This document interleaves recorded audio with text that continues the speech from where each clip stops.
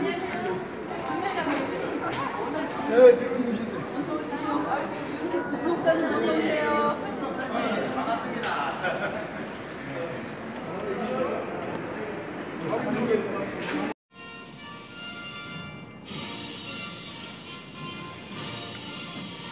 나는 자랑스러운 태극기야.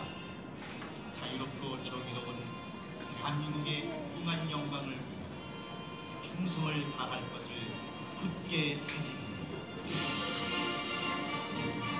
바로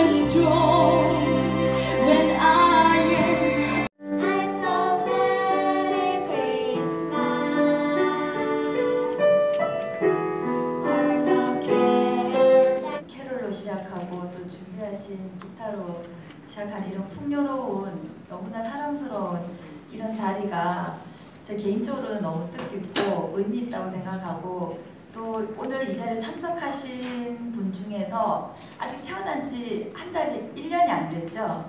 저 작은 아이가 한 5개월 됐답니다. 한 3, 40년 뒤에 또 그 분야의 전문가로서 이 자리에서 토론을 하는 그 날이 오늘 이제 첫 발제자이신 최백원 교수님께서 우려하시는 헌법에서 추구하는 그 모든 자유가 다 지켜지는 대한민국이 유지되는 걸 원하시는 마인드가 계시는 분들이 오늘 이 자리에 오신 거죠? 네, 당연하죠. 네, 아니 제가 왜냐면 원자력에 대해서 외부 원자력을 전공하지 않는 분들께서 관심을 가지시고, 또 에스더 김 대표님께서 저를 초대해 주셨을 때 굉장히 물음표가 많았었어요. 사실 그래서 저는 오늘 이 자리에 원자력에 대해서 또는 교과 과정에 대해서 정책 결정권자 분들이 오시는 줄 알았어요. 그래서 파워포인트가 그런 내용 중심으로 되어 있긴 한데 82장이 되어 있어요. 지금 눈이 바쁘게 움직이셔야 돼요.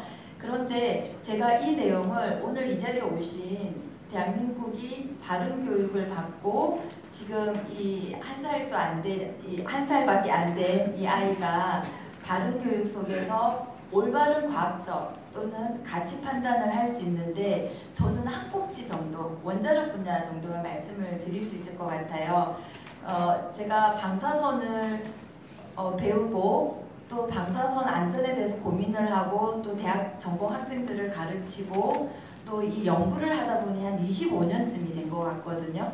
근데 저희 어머니가 70이 넘으신 저희 어머니가 저에게 늘 하시는 말씀이 있어요. 너는 세상 물정을 하나도 모른다 그래요. 근데 세상 물정은 모르는데 방사선 안전은 조금 알거든요. 한 25년을 했더니.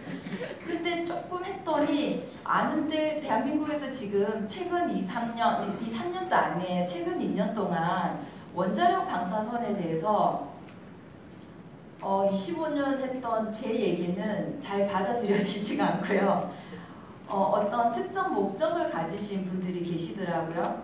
그들의 언어가 국민들에게 더 잘 와닿고, 그러한 것들이 지금 이제 한영복 대표님께서 조금 있다가 그 교과서에 심지어 어떻게까지 실렸는지를 말씀을 해주실 건데, 저는 같이 공감대를 좀 형성하고 싶습니다. 그래서 어쨌든 세상 물정은 잘 모르지만 방사선 안전만큼은 오늘 이 시간에 같이 공부를 좀 하려고 하는 한은옥이라고 합니다. 인사가 제 소개가 늦어졌는데요. 사람들이 이런 얘기를 정말 많이 해요. 대부분 답변이 저도 곧 말씀을 드리겠지만 그 정도 피폭량이면 암 걸릴 확률이 0.00 몇 %입니다. 그러니까 위험한 거지 않습니까? 잘 못 알아듣는 용어들을 자꾸 설명을 하더라는 거죠. 그래서 저의 경우는 뭐 설명할 필요도 없어요. 왜냐하면 이 자리에 참석하신 분들이 다들 스스로 이성적인 판단 능력이 저는 뛰어나신 분이라고 생각하거든요. 그러니까 이 크리스마스 이브 때 이런 곳에 오셔서 또 뭔가 고민을 하시려고 하시지 않을까라는 생각이 들어요. 저는 아까 제가 이 자리에 앉는 순간부터 얘가 한 120만에서 50만 정도 하는 방사선 측정기거든요. 얘를 켜놨어요. 0.08이 마이크로 시볼트 픽톡을 저는 이 자리에 오늘 3시간 동안 있으면 한 0.25 정도 마이크로 시볼트 정도 픽톡을 받을 거예요. 그런데 제가 다니는 모든 곳에서 저는 방사선 픽톡을 받거든요. 얘는 과학이에요. 얘는 속일 수가 없다고요. 제 몸무게는 죄송하지만 말씀을 못 드리겠지만 약 50점대 킬로그램에 있어요. 근데 저희 어머니는 얘가 말라서 어쩌나 그래요. 저는 이 살 좀 빼야 되는데 이 감성과 실제 제 몸무게에 들어가는 킬로그램은 다른 얘기거든요. 지금 대한민국의 원자력 방사선 얘기는 정확하게 이 값들이 알려져요. 그런데 국민들은 불안해서 못 살겠다. 심지어 방사능 포비아라고 해서 구토가 증상까지 일어나는 대한민국에 있는 그 좋은 D회사 침대를 수거하는 현상이 일어나요. 제가 방사선만 한 저로서는 뭐지? 어이없는 일이거든요. 그래서 지금 사진이 잘 보여지시는지 모르겠지만 얘가 우리나라의 그 통치자가 작년에 선출되기 전에 고등학교 아이들에게 질문을 한 거예요. 얘들아, 원자력을 너희들은 할 거니? 너희 세대에서도? 했더니 손든 아이들이 거의 대부분 손들어서 몇몇 아이들은 잘 모르겠다. 저는 불안해요 해서 반대하긴 하지만, 그런데 이 아이들이 원자력에 대해서 이 교과서에서 내용을 정확하게 알기도 전에 최근에 와서 어떤 정책 변화가 일어나요. 그러다 보니까 이 작년 여름이에요. 과학 선생님들, 경기도에 계시는 과학 선생님들, 뜻 있는 선생님들께서 진짜 방사선 얘기를 좀 해달래요. 그래서 그들에게 제가 찾아갑니다. 그리고 학부모님들, 엄마들이에요. 엄마들께서 방사선 진짜 위험한 거 아니에요? 라고 질문을 해요. 그래서 또 찾아가요. 그런데 굉장히 신기한 건 짧은 시간 안에 이분들의 생각들을 바꿔주는 게 지식이었었습니다. 루머가 아니었고요. 불안정한 용어가 아니었다라는 거죠. 너무 안타까웠던 게 2015년 11월 24일 날 제가 발표를 했더라고요. 이분들이 누구냐면 원자력을 그 가난한 시절부터 만드셨던 대한민국의 과학기술과 관련된 장차관님들이세요. 원자력에 대해서 제가 현장에서 느끼는 루머가 만만치 않습니다. 큰일 났습니다 했을 때 이분들의 발언은 국민들은 똑똑하기 때문에 차분히 설명하면 된다. 그리고 우리나라는 원자력이 반드시 필요한 나라이기 때문에 정책 변화가 그렇게 급변하지 않으니까 젊은 층, 이분들 입장에서 제가 아주 젊은 층이어서 걱정 안 해도 된다 하셨어요. 근데 제가 느끼는 체감은 아니었거든요. 그리고 작년에 그 반세기 동안 상상도 못할 일이 급변하는 일들이 생기는 거죠. 이 얘기는 그 일이 일어나기 전에 제가 조사를 한 겁니다. 2016년도에 국민들을 어떻게 교육을 시켜야 될까? 교과 과정으로서는 도저히 지금으로서는 답이 없는 거죠. 왜냐하면 너무 시간이 많이 걸리니까. 그 다음에 원전 인근 지역에 사시는 분들, 소통과 관계되시는 분들을 만났습니다. 그 다음에 원자력과 관련된 기관들에서 홍보팀장님들이 계세요. 이분들을 또 만나요. 시간이 없어서 제가 결론적인 것만 말씀을 드릴게요. 그 다음에 영광으로 갑니다. 원자력 찬성 반대하시는 분들이 같은 자리에서 식사하기를 싫어하세요. 왜냐하면 사실에 대한 다툼이 아니라 논의가 아니라 이미 이념화가 돼서 갈등의 골이 깊어진 거예요. 너무 마음이 아프죠. 왜냐하면 한 동네에서 태어나서 한 동네에서 같은 이장님을 하시는데도 감정이 상해 계시는 거예요. 이건 누군가가 또 도와드려야 되죠. 화합할 수 있도록. 꿀진을 찾아가고 기장을 찾아가고 원자력 발전소가 있는 곳을 다 찾아갑니다. 그리고 원자력 전문가와 원자력에 대한 기사만 쓰시는 기자분들을 만나고요. 그 다음에 요즘 병원에 가면 암 치료, 암 진단을 하기 위해서도 방사선을 사용하는데 나 방사선 겁나서 진단 안 하겠다, 치료 안 하겠다라는 거부 환자까지 생긴다고 하거든요. 그 암이 훨씬 더 위험한데도 불구하고 그래서 대학원생, 주부들, 갈등 전문가, 국회의원, 갈등 해결의 집단들, 별별 사람들을 다 만나요. 이게 2016년 한 해 동안 제가 했던 활동들이에요. 왜 이 활동을 했냐면 원자력에서는 원자력이 급변한 정책이 있을 수 없다. 왜냐하면 대한민국의 에너지원은 너무 중요하기 때문에. 그런데 제가 체감했던 건 아니다라는 거죠. 그러다 보니까 양쪽에서 구박을 많이 받아요. 왜 쓸데없는 짓 하냐. 근데 이게 쓸데없는 짓이 아니다라는 거죠. 그래서 제가 결론적으로 말씀드리고 싶은 건 원자력에 대한 교육을 여러 유관기관들이 단편적으로는 얘기를 해요. 근데 국가 소통 허브도 없고 교재에 대해서 체계적인 설명도 없습니다. 그런데 일본에는 후쿠시마 사고를 당했던 당사국이지 않습니까? 최근에 정식 교과 과정에 저 내용이 들어가요. 그래서 제가 여기 일본에서 작년에 가서 구해온 건데 작년에 정규 교과 과정이 된 겁니다. 정규 교과 과정에 이 원자력 방사선 얘기가 감성에 하나도 없어요. 다 과학적 사실들만 들어가 있거든요. 비교하시고 다음 세대는 알아서 선택하라는 거예요. 그래도 뭘 더 중요하게 생각할 건지. 그런데 우리는 이게 없습니다. 그래서 제가 여러분들에게 요번 지식 측면인데 간단히 몇 개 좀 전달해 드릴 테니까 기존에 아시고 계시는 게 맞는지 점검을 한번 해보세요. 0.1mS 피폭을 받아요. 얘는 속일 수가 없는 데이터들이거든요. 그 다음에 우리나라는 자연에서 한 3.1 또는 3.2mS 정도 1년 동안 받아요. 그런데 브라질의 어떤 지역은 그냥 그 동네에서 한 10mS 1년 동안 받습니다. 어때요? 100배 정도 받죠. 그런데 지금 대한민국의 사법부에는 어떤 판결이 지금 최종 판결을 기다리고 있냐면 원자력 인근 지역 주민이 갑상선 암이 걸렸다. 원자력 발전소 때문이다. 최종 판결이 원래는 이번 달에 나오기로 했는데 아직 안 나왔어요.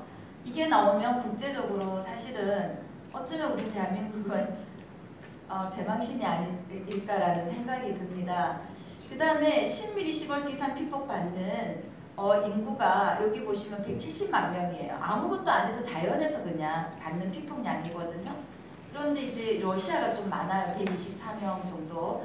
시간이 없어서 넘어가도록 하겠습니다. 여기 보시는 전광판은 원자력 발전소 이렇게 지금 현행으로 운행되고 있어요. 문제가 되면 이 정도 값이 나옵니다라는 걸 실시간으로 원자력 발전소 인근 지역에서 오신 분들은 아실 거예요. 각 지역에 설치되어 있고 얘는 어젯밤에 제가 여러분들 지금 스마트폰으로 바로 검색할 수 있어요. 뭐냐면 국가환경방사선에 대해서 자동 감시망이에요. 후쿠시마 사고 이전부터 있었어요. 서울에서 여러분들이 오늘 하루 동안 얼마 방사선 피폭 받아야 되는지를 실시간으로 알려줘요. 그런데 후쿠시마 사고 났을 때 얘는 작동이 되었거든요. 그리고 여러분들 걱정 안 하셔도 됩니다. 우리나라에 이런 방사선 피폭을 가져다 주지 않을 거예요. 라고 전문가 집단인 사람들이 아무리 얘기를 해도 저는 그때 생선 드셔도 됩니다 했더니 저를 죽이려고 하더라고요. 너 다 먹어라 그러시더라고요. 그래서 제가 계속 생선을 별로 사실 좋아하진 않아요. 개인적으로. 그런데 횟집에서 매일 회의를 해요. 생선 드셔도 된다고. 그리고 최고의 피해자는 누굴 것 같아요? 원자력 인근 지역에서 계시는 횟집분들, 어민들 그런 분들이세요. 그리고 30년 동안 세슘 때문에 해를 안 먹겠다고 하시더라고요. 근데 아직 2018년이어서 여기 2011년도 일이거든요. 30년이 안 지났는데 제가 요즘 이런 단체에 가서 또 여쭤봐요. 생선 회 안 드시죠? 방사선 오염 무서워서. 근데 언제 잊어버리셨는지 다 잊어버리셨어요. 그리고 굉장히 슬픈 일이 일어나요. 뭐냐면 2011년도에 우리가 생선을 안 드시겠다고 해서 제가 뒤에서 보여드리겠지만 생선의 방사선 물질의 함유량을 월별로 2달 단계로 측정을 해서 9시 뉴스에도 보여줘요. 드세요. 일본의 것도 드셔도 됩니다. 그래요. 그런데 그게 2011년도였거든요. 올해 2018년도 2월에 국제재판소에서 어떤 판결이 나오냐면 한국 정부는 WTO를 위반해서 일본 정부에 생선을 수입하기로 하지 않은 모든 손해에 대해서 수입 금지에 대한 부분에 대한 손해에서 한국 정부는 일본 정부에게 배상해라. 땅땅땅. 이게 2018년 2월에 국제재판소 판결이래요. 우리나라 여론으로 뒤집을 수 없어요. 왜냐하면 판결문 1번이 뭐였냐면 과학적 타당성이 없다라는 거예요. 실제로 방사선 물질이 그렇게 많이 나와서 안 먹겠다 이해가 되는 거죠. 그런데 우리 스스로 9시 뉴스에서 괜찮습니다 했는데 그걸 뒤집을 방법이 없어요. 그리고 우리 국민들은 혹시 아시고 계셨어요? 이 판결에 대한 결론은? 네, 넘어가도록 하겠습니다. 안전 몇 가지 좀 짚어볼게요. 한수원은 저는 한수원을 편들고 자진 않습니다. 7중 8중으로 보강을 해요. 안전합니다. 걱정하지 마세요라고 얘기를 합니다. 근데 국민들은 못 믿겠다라는 거죠. 그래서 보시면 좋습니다. 발전 원별로 사망한 것들을 보여드립니다. 천연가스가 후쿠시마 사고 일어난 것까지 포함이에요. 사망률로 봐도 원자력이 사망률이 가장 낮습니다. 보시다시피 또 제일 높은 걸로 봐도 그렇고 제일 낮은 것도 봐도 어때요? 결국은 얘는 속일 수 없는 명확한 데이터예요. 그 다음에 환경오염 이제 우리 걱정 심각한 단계예요. 37% 줄이기로 했기 때문에 줄여야 돼요. 그래서 환경오염 중요한데 에너지 원별로 환경오염에 대해서 온실가스 배수 값을 한번 보실래요? 다른 에너지원에 대해서 비교할 수 없는 값이에요. 얘네들은 조작한다고 되는 값들이 아니라고요. 제 어머니가 아무리 저한테 우리 딸 너무 말랐는데 어떡하냐 해본들 제 체중계는 정확하게 속일 수 없는 그 값을 알려줘요. 보시다시피 온실가스 배출 태양열은 중금속 오염이 또 다른 문제예요. 그거 빼고라도 태양열을 지금 책에 너무나 아름답게 미화를 해놨어요. 친환경 에너지라는 이름으로. 이 값들은 못 속인다고요. 세계보건기구에서, 세계 원자력 기구에서 값들을 얘기하죠. 경제 지표는 제가 경제 전문가가 아니어서 얘기 안 하겠습니다. 우리 여기 교수님 아까 전쟁 말씀하셨는데 저는 안 태어나서 잘 모르겠습니다. 그런데 1950년도 그 거지 같은 나라였었어요. 후진국이죠. 79달러로 대한민국 좀 사람답게 살자. 원자력 발전소 73년부터 1958년 법을 만들었고요. 70년도부터 이 고리 원자력 발전소가 거의 반세기 동안 묵묵하게 일을 해요. 근데 작년 한 해 갑자기 더 써도 되는 10년을 더 사용해도 되는 아이를 고생했다는 얘기 한마디 없이 위험하니까 문 닫겠다. 다행이죠. 얘가 감성이 없는 원자력 발전이어서 사람 같았으면 얼마나 억울했겠어요. 그리고 사람들은 늘 전혀 관심이 없다가 얘가 2016년까지 작년 얘기는 하지도 않겠습니다. 원래 2017년 얘기까지도 하지도 않겠습니다. 지금 도대체 몇 배의 경제 성장률을 가져왔죠? 묵묵히 이렇게 일을 하고 있었다고요. 방사선 피폭도 실제적은 아니었다라는 거죠. 아까 말씀드렸던 생선의 종류를 2달 간격으로 측정을 해요. 그리고 여러분들 안심하시니까 드세요라고 얘기를 합니다. 도대체 얘가 우주식품이거든요. 세계적인 자랑거리예요. 근데 방사선 조사식품이에요. 우주식품은 먹고 싶은데 방사선 조사식품은 안 먹고 싶대요. 도대체 이건 무슨 현상이죠? 원전에 대한 방사선에 대한 국민 이해 부족이 됐고 사회적 수용성을 확보하지 않으면 원자력은 무너집니다. 그리고 언론 매체가 제대로 된 정보 주십시오. 전문가들 눈높이 맞춰서 얘기 좀 합시다. 이게 2016년도 제가 발표했던 자료예요. 그런데 무너졌어요. 저는 이해 당사자가 아니거든요. 그 무너지는 걸 또 분석을 했습니다. 작년 2017년도에 마무리됐거든요. 뭐냐면 소통에 대한 채널은 국가 중심으로 없습니다. 교재에서도 뭔가 이념화된 내용들이 너무 많이 담겨져 있어요.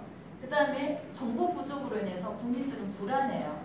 그리고 이념화된 내용 때문에 심지어는 이상하게 또 작동을 하더라는 거죠. 그래서 소통은 너무나 어려운 상황이 됐고 새 정부가 들어오면서 원자력에 대한 소통도 하지 말라라는 그러다 보니까 소통의 채널도 많이 줄어들었어요. 그래서 제가 이걸 국제기구에다가 발표했던 내용이거든요. 뭐냐면 일단 초, 중, 고등학교 학생들 그걸 위해서 교사 집단 그리고 역량 있는 학부모들에게 먼저 일단 설명을 좀 하자. 그래서 여기 보여지는 많은 도구들, 책자들을 만들었어요. 그들 눈높이에 맞춰서. 그리고 원전 인근 지역 주민들 갈등 풀어줘야 된다.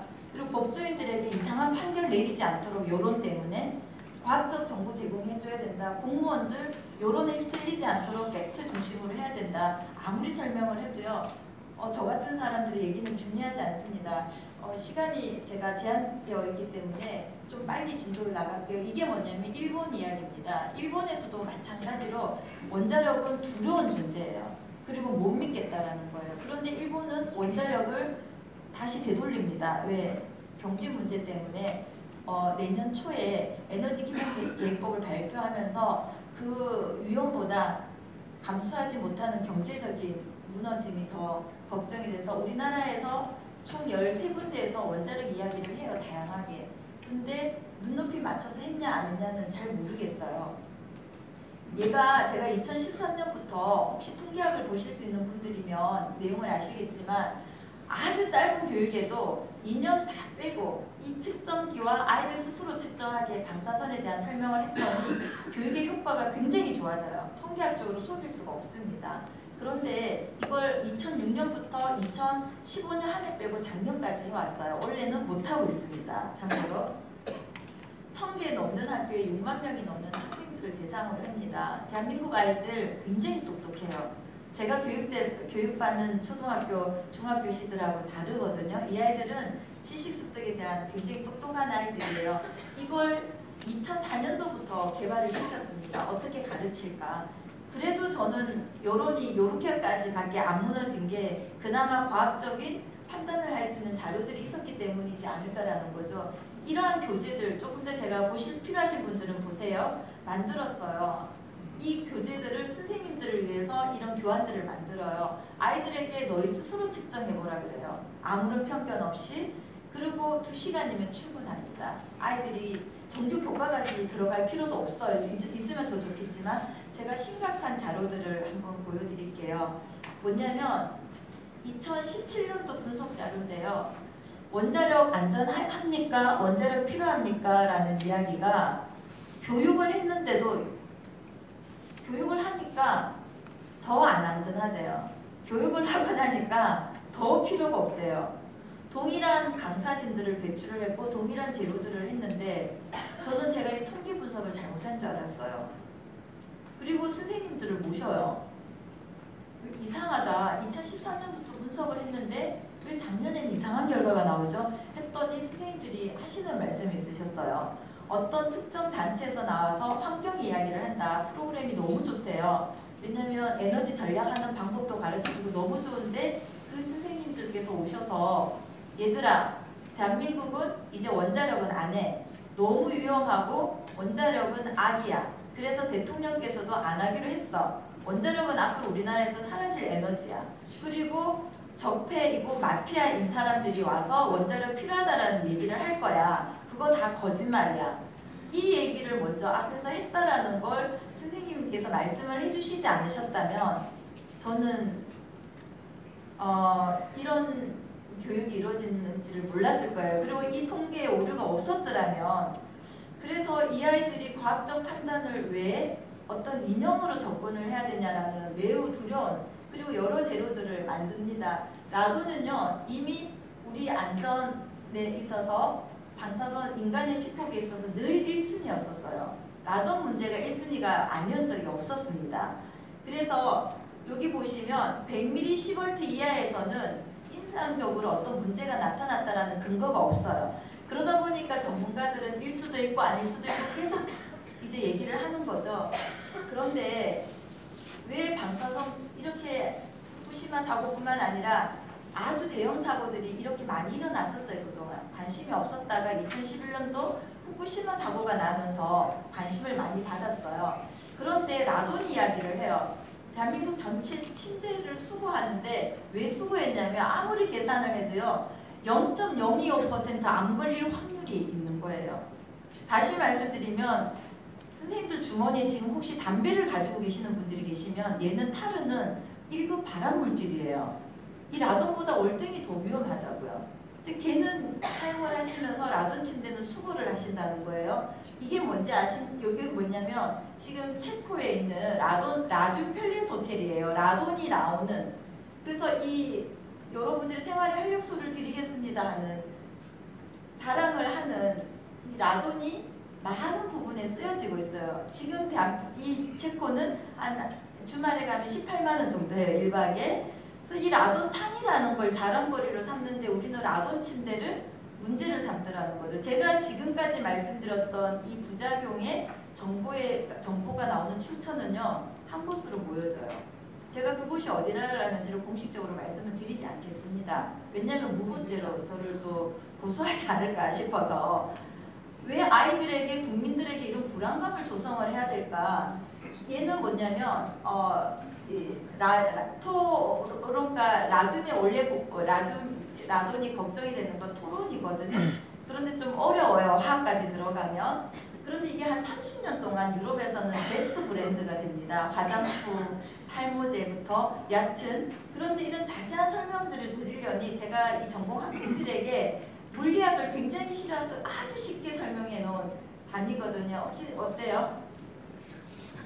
방사선 이해하려면 얘는 기본이어야 돼요. 물리와 화학이.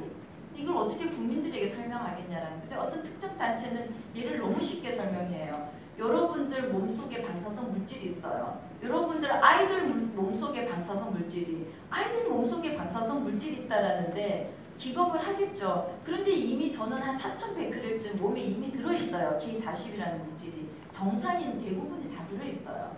이 사실을 우리는 배운 적이 없어요. 학교에서. 그러다 보니까 이런 루머들이 아시아권들에 좀 발달되고 특히 우리나라는 이게 정치적으로 너무 활동을 잘하다 보니까 전 세계에 이런 사람들이 매년 모여요. 이런 루머들이. 근데 우리나라는 이제 헌법의 기본권 가지고도 얘기하고 싶은데 제가 시간이 없어서 마무리를 해야 될 것 같은데요.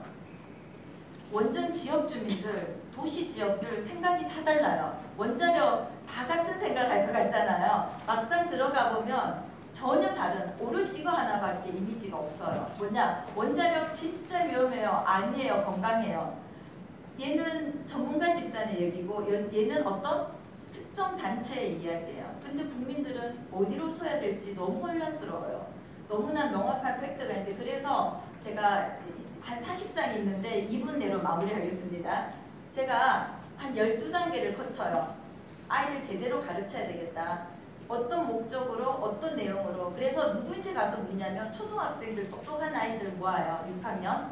중학교 3학년 아이들, 고등학교 3학년 아이들 모아서 얘들아 지금 이런 현상이 어떻게 가르쳐야 될 거냐. 그리고 관계된 분들을 다 모셔요. 그리고 대한민국이 이렇습니다. 정치색이 전혀 없는 분들이에요. 그래서 어떻게 할까. 많은 여기는 방사선 위험이 빠져있지 않습니다. 초등학교에 위험, 오해와 진실, 핵폭탄, 중학교에는 핵폭탄까지 들어가요. 왜? 아이들이 배우고 싶다고 하니까. 과학을 가르칩니다. 이념을 가르치는 게 아니고 그걸 또 각 교실마다 가서 평가를 해봤더니 여러 내용들이 아이들이 몰랐어요 라는 거예요. 그런데 이상한 얘기를 해서 속았다라는 거죠. 그래서 국가 단위의 소통이 지금은 시급하고요. 그 다음에 되게 어려워요. 원자력은. 왜? 사고도 일어나고 일어나는 사고는 또 위험하거든요. 그 다음에 없으면 경제에서는 심각한 경제 하락이 동반되는 거거든요. 순간 눈앞에서 1년, 2년, 3년 속인다고 될 문제는 아니에요. 아시겠지만 2011년도 생선 안 먹겠다고 그 난리를 피워놓고는 지금 와서 내가 언제 그랬냐라는 식. 그리고 일부 어민들만 무너지고 또 국제재판소에서는 대한민국이 망신을 당하고 있습니다. 시간이 지나면 해결이 되겠지만 그게 10년, 20년 뒤에 일이 된다면 너무나 사회적 손실이 막대하지 않습니까? 그래서 저는 이 발언을 하면 이걸 많이 얻어먹어요. 왜냐하면 저는 정치적인 색깔도 없고 단지 이게 과학입니다. 그리고 아이들이 그 시대에 맞게끔 판단하게 합시다라는 주장을 하는 거거든요. 그래서 저는 시간이 없어서 어쨌든 이걸로 마무리를 하고요. 조금 더 토론 시간에 궁금하신 내용이 있으시면 제가 답을 드리도록 하겠습니다. 네, 감사합니다. 이것으로 7차 토론